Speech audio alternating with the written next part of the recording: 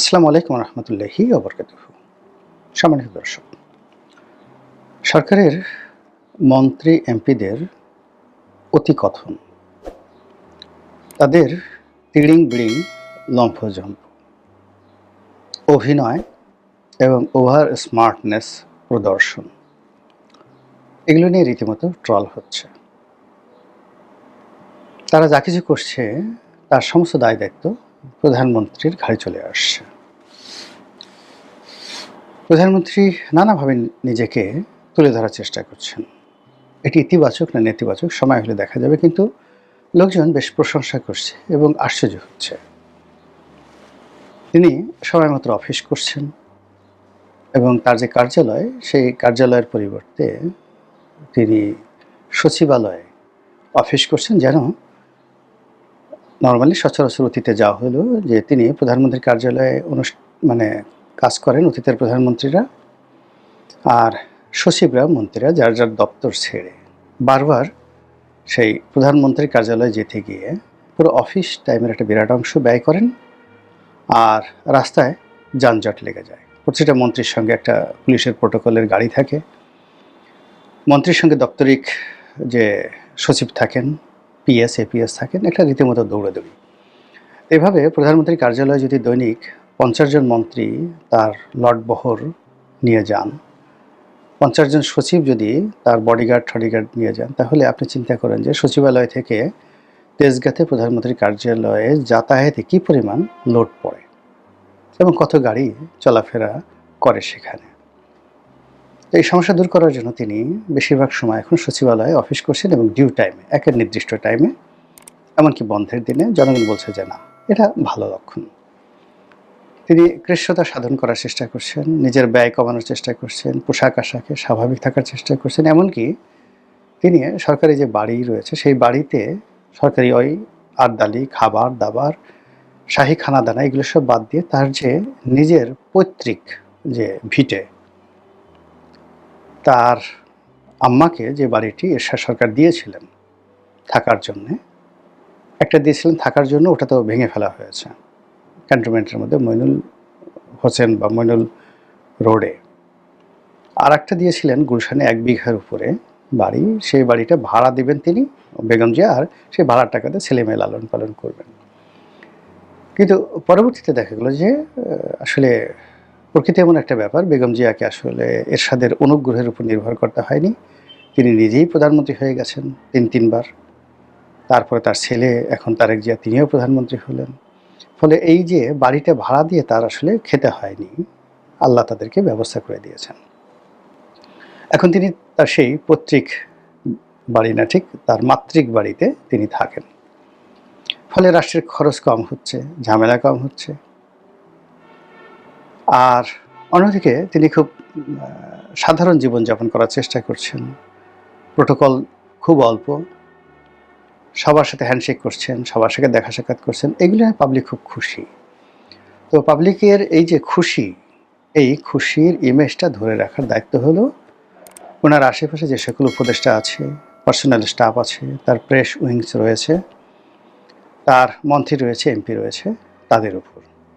কিন্তু দুর্ভাগ্যজনক হলেও সত্যি যে এটা হচ্ছে না। সারা বাংলাদেশের বিভিন্ন জায়গাতে বিচ্ছিন্নভাবে বিএনপির যারা নেতাকর্মী রয়েছেন তারা ঝগড়াঝাটি করছেন, মারামারি কাটাকাটি করছেন, অন্তর্দ্বন্দ্ব কলহ প্রবল আকার ধারণ করেছে এবং ইতিমধ্যে বেশ কয়েকটি মার্ডার হয়ে গেছে। বিএনপিপন্থী যে সকল সরকারি আমলা কামলা রয়েছেন তারা দ্বন্দ্ব সংঘাত করছেন, একজনে ভালো পদ পদবি পাচ্ছেন তো অন্যজন অভিমান করছেন, একজন 2 কদম সামনে এগোতে চাচ্ছেন, পেছন দিকে আর একজন টান দিচ্ছেন। একজন সফল হওয়ার জন্য, নতুন পদ পদবি পেয়ে সফল হওয়ার জন্য চেষ্টা করছেন, আর অন্যজন তার সহকর্মী যাতে ব্যর্থ হয়, বিএনপি সরকারের যেন বদনাম হয়, বিএনপির অন্য একটা গ্রুপ সেই চেষ্টা করে যাচ্ছে। চাঁদাবাজি, মাস্তানি, এগুলো অনেকটা ক্লাসিক হয়ে গেছে, ক্লাসিক্যাল মোডে চলে গেছে। এগুলো নিয়ে এখন মানুষ আর টু শব্দ রা শব্দ করে না। কে 10% নিল, কে 30% নিল, একদিন 2 দিন এটা নিয়ে আলোচনা হয়েছে, কিন্তু এখন আর এগুলো নিয়ে আলাপ আলোচনা হচ্ছে না। অনেকটা সেই যে ডেইলি স্টারের মাহফুজ আনাম সাহেবের কথা, যে বাক স্বাধীনতা দূরের কথা, জীবন বাঁচানোই তো এখন সমস্যা হয়ে গেছে। তো চাঁদাবাজিতে সমস্যা নয়, চাঁদাবাজি হোক, কিন্তু আমাকে প্রাণে মেরো না, আমাকে বাংলাদেশ থেকে তাড়িয়ে দিও না, আমার পরিবারের লোকজনের উপর নির্যাতন করো না, আমার ছেলে মেয়েকে মেরে ফেলো না, এই ধরনের আরতি শোনা যাচ্ছে। নবীন পাঞ্জাবি নামক একটি বিখ্যাত ব্র্যান্ড, সেই পাঞ্জাবির ঘরের মালিক বা দোকানদারের মালিক তিনি দেশ ছেড়ে চলে গেছেন। যাওয়ার আগে তিনি যে সংবাদ সম্মেলন করেছেন এবং যে কথাগুলো বলেছেন, এটা সারা বাংলাদেশে আজকের দিনে রীতিমতো ভাইরাল হয়ে আছে। তাকে যেই লোক তাড়িয়েছে, তার দোকান যে সিন্ডিকেট বন্ধ করে দিয়েছে, সেই সিন্ডিকেটের যিনি প্রধান, তিনি তারেক রহমান সাহেবের বন্ধু, এরকম একটি খবর ছড়িয়ে পড়েছে। এখন একজন পাঞ্জাবির দোকানদার তারেক রহমান সাহেবের বন্ধু হয় কি করে? এটা তো তদন্ত হওয়া দরকার। 2001 সনে কথা আমি বলি, 2001 সনে যখন হাওয়া ভবনের খুব দুর্নাম বদনাম, এবং তারেক রহমানের পার্সোনালি দুটো নাম হয়ে গেল, একটা নাম হলো যুবরাজ, আর একটা নাম হয়ে গেল মিস্টার 10%। তো এই অবস্থা যখন হলো, তখন এই গুলিস্তানের যারা পান বিড়ি বিক্রি করে তাদের কাছ থেকে চাঁদা কালেকশন করা হতো। তো যারা চাঁদা কালেকশন করতেন তারা সবাই বলতেন যে এই চাঁদার একটি অংশ তারেক রহমান সাহেবকে দিতে হবে। এখন আপনাদের কি মনে হয় যে গুলিস্তানের বিড়ির দোকান থেকে চাঁদা কালেকশন করা হচ্ছে, আর সেই চাঁদা হাওয়া ভবনে বসে তারেক রহমান সাহেব খাচ্ছেন? এটা তো এমন কোনো নির্বোধ নেই, এটা কেউ বিশ্বাস করবে না। আমার নিজের একটা অভিজ্ঞতা বলি। এটা সম্ভবত 2002 সনের ঘটনা। আমি তখন বেশ বড় ব্যবসায়ী, উদীয়মান ব্যবসায়ী, তো অনেক আগে 91-তে ব্যবসা শুরু করেছি। 91 থেকে 2011-12 বছর বেশ তখন ব্যবসায় আমার মানে উন্নতি একেবারে তুঙ্গে, যেখানে হাত দিয়েছি স্বর্ণ ফলে যাচ্ছে। তো আমার জীবনে আসলে কখনোই ঘুষ, দুর্নীতি, চাঁদাবাজি এগুলো আমার সামনে আসেনি কখনো। আল্লাহরই এটা রহমত। কখনই, এই যে টিল নাও এখন পর্যন্ত কোনো সরকারি অফিসে ঘুষ দিতে হয়নি। তারপরে কোনো চাঁদাবাজ আমার ধারের কাছে আসতে সাহস পায়নি। আমি আসলে কোনো চাঁদাবাজকে কখনো দেখিনি। আল্লাহ আমাকে রক্ষা করেছেন, এটা অহংকার নয়, কোনো কিছু নয়, কেন জানি এটা আমার হয়নি। তো যা হোক, কিন্তু এরই মধ্যে হঠাৎ করে কি হলো, আমার অফিসের ফ্রন্ট ডেস্কে একটা টেলিফোন আসলো হাওয়া ভবন থেকে। তো হাওয়া ভবন থেকে টেলিফোন করলো, করার পরে আমাকে দিল ফ্রন্ট ডেস্ক থেকে। তো সে নাম বলে না, বলে যে আমি হাওয়া ভবন থেকে বলছি, বেশ স্টাইলিশড কথাবার্তা। তো হাওয়া ভবন থেকে বলছে। আমরা কে বলছেন? নাম বলেন না, পদবী কি ইত্যাদি কোনো কিছু বলেন না। তো যাই হোক, বলে যে শুনলাম খুব ভালো ব্যবসা বাণিজ্য করছেন, তো একটু দেখা সাক্ষাৎ হওয়া দরকার, এখানে আসবেন না, আমরা যাব, এটা জানাবো, বলে ফোনটা রেখে দিল। এভাবে 3 থেকে 4 দিন টেলিফোন করে। তো প্রথম দিন আসলে আমি গা করিনি, দ্বিতীয় দিন তৃতীয় দিন গা করিনি, কিন্তু এরপরে আমার একটু টেনশন হলো। নামও বলে না, কোনো কিছু বলে না। তো আমার যত কানেকশন আছে, যারা ডিজিএফআইতে চাকরি করে, তারপরে পুলিশে চাকরি করে, বিএনপিতে যে সমস্ত লোকজন ছিলেন, তাদের অনেককে টেলিফোন করলাম, কিন্তু যখনই হাওয়া ভবনের নাম শুনে মানুষ ফ্রিজ হয়ে যায়, আর কোনো কথাবার্তা বলে না। বলে যে ভাই আপনি যাকে বলা হয় নেগোশিয়েট করেন। তো আমি একদিন কি হলো যে আমি তখন একটা দামি গাড়ি চালাতাম, সম্ভবত লেক্সাস একটা গাড়ি চালাতাম। তো ওই গাড়িটা আমি কিনেছিলাম মিস্টার হুমায়ুন নামে এক ভদ্রলোকের কাছ থেকে। তো দুটো গাড়ি ওখানে ছিল, একটা গাড়ি আমি কিনলাম, আর একটা গাড়ি জনাব তারেক রহমান সাহেব কিনলেন। আমি যে গাড়িটা কিনলাম সেই দোকানে গিয়ে ওনাকে আমি তারেক রহমান সাহেবকে দেখেছিলাম। তারেক রহমান সাহেবকে দেখেছিলাম, কিন্তু ওনার সঙ্গে আমার কখনো কথা হয়নি। তো যে ঘটনাটা ঘটলো সেটা হলো যে আমি যে গাড়িটা কিনেছিলাম সেই গাড়িটা তারেক রহমান সাহেব পছন্দ করে ফেললেন। আর তারেক রহমান সাহেব ওই দোকান থেকে যে গাড়িটা কিনছিলেন, উনি সপ্তাহখানেক ব্যবহার করার পর সেই গাড়িটা তিনি দোকানে ফেরত দিলেন। তো দোকানদার আমাকে বলল যে ভাই আমার কিছু করার নেই, আপনি যদি গাড়ি নিতে চান তাহলে তারেক রহমান সাহেবটা আপনার নিতে হবে, আর আপনার যেটা পছন্দ হয়েছে সেটা তাকে দিতে হবে, আদারওয়াইজ আপনি টাকাটা ফেরত নিয়ে যান। এখন ওই গাড়ি আসলে ঢাকা শহরে তখন আর ছিল না, আমি বাধ্য হয়ে তখন সেই লোকের কাছে থেকে সেই গাড়িটা নিলাম। তো এখন আমার কাছে মনে হলো যে ওই যে হুমায়ুন সাহেব গাড়ির শোরুমের মালিক, তার সাথে হয়তো তারেক রহমান সাহেবের একটা ভালো সম্পর্ক আছে। তো আমি তার সহযোগিতা চাইলাম যে, "ভাই, এরকম হাওয়া ভবন থেকে একটা ফোন আসে মাঝে মধ্যে।" তো তিনিও বললেন যে, "ভাই, এটা পারবেন না। ব্যবসা-বাণিজ্য বন্ধ হয়ে যাবে। যেভাবে হোক না কেন আপনি নেগোশিয়েট করেন।" এখন আমি কি নেগোশিয়েট করব? মানে আমি তো কোনো ক্লুই পাচ্ছি না। আমার ঘুম হারাম হয়ে গেল রীতিমতো। এই পরপর ৬-৭ দিনের এরকম ঘটনা ঘটলো। তো হঠাৎ করে একদিন আমি বিষণ্ণ মনে আমি অফিসের সামনে দাঁড়িয়ে পায়চারি করছিলাম। পায়চারি করছিলাম, এমন সময় ওই যে টেলিফোনটি হাওয়া ভবন থেকে সে আসলো। তো আমার ফ্রন্ট ডেস্কে তখন একটা হুজুর ছিলেন, আলেম ছিলেন। তো তিনি বললেন যে, "আপনি একটু পরে টেলিফোন করেন, স্যার একটু বাইরে আছেন অফিসের সামনে।" তো বলল, "তাকে ডেকে দেন।" তো সে বলল যে, "না, ডাকা যাবে না।" তখন তাকে খুব অকথ্য ভাষায় গালাগাল করল। বিশ্রী ভাষায় গালাগাল করল। তারপর হুজুরটা ভয় পেয়ে গেল। সে আমাকে ডাক দিল। তা আমি বললাম যে, "আমি বললাম না যে আমি বাইরে এখানে আছি, আমাকে কোনো ফোন-টোন দিবেন না। অফিসের সামনে আমার মন খারাপ দেওয়া করছে।" তখনও বলে যে, "স্যার, সরি।" খুব বিশ্রী ভাষায় গালাগাল করতেছিল।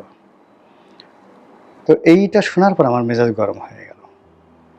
আমার জীবনে অনেক কিছু হয়েছে। মানে যখন আমার মেজাজ গরম হয়ে যায়। আমি এমনি খুব সাধারণ নেগোশিয়েবল ম্যান। কিন্তু মেজাজ গরম হয়ে গেলে I can do anything। তখন আমার কোথা থেকে যে সাহস আসে আমি এটা বলতে পারি না। মেজাজ গরম হলে আমি করতে পারি না এমন কোনো কাজ নেই। এবং আমার জীবনের বড়, বড় সিদ্ধান্তগুলো, বড়, বড় পরিবর্তনগুলো এই মেজাজ গরমের কারণে হয়েছে। এবং আলহামদুলিল্লাহ বেশিরভাগ প্রায় সব ক্ষেত্রেই হাতে গোনা ২-৪ টা খারাপ হয়েছে। বেশিরভাগ ক্ষেত্রেই ভালো হয়েছে। তা আমি টেলিফোনটা ধরে বললাম যে, "তুই কে রে? তোর নাম কি? তোর বাবার নাম কি? হাওয়া ভবন মারাও না আমার সাথে? তুই জানিস আমি কে? আমি আসতেছি। তুই হাওয়া ভবনে বসে থাক। তোর কত বড় সাহস আছে? বসে থাক।"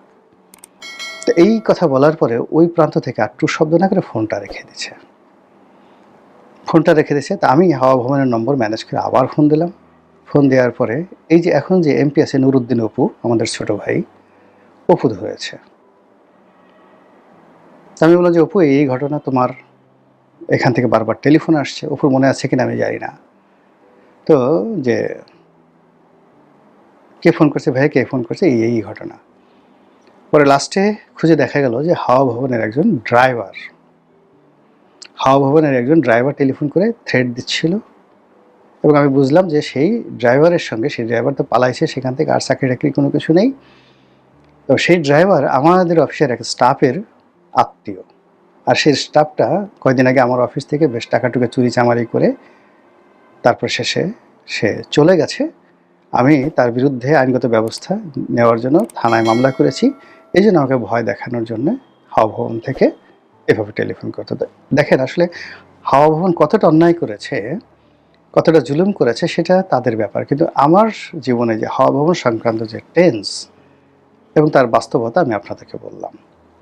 ঠিক একই অবস্থা এখন শুরু হয়েছে। এই যে পাঞ্জাবি নিয়ে যে ঘটনা, যে দেখেন যে লোক বলছে আমি তারেক রহমানের বন্ধু, তারেক রহমান সাহেব হয়তো তাকে চেনেনই না। বা হয়তো অনেকের সাথে তারেক রহমান সাহেবের সাথে যোগাযোগ ছিল।